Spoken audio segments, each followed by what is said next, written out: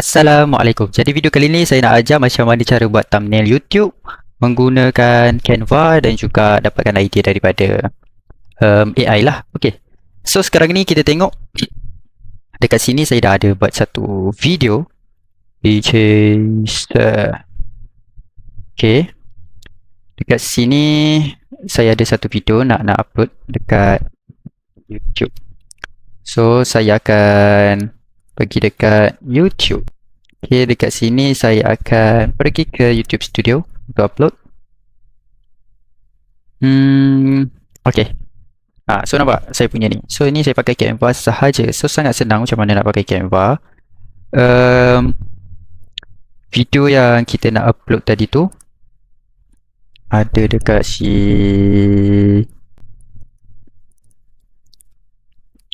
okay, so ini adalah video yang aku nak upload. Kemudian kita akan pilih kononnya lah kan. Kita jangan ambil title.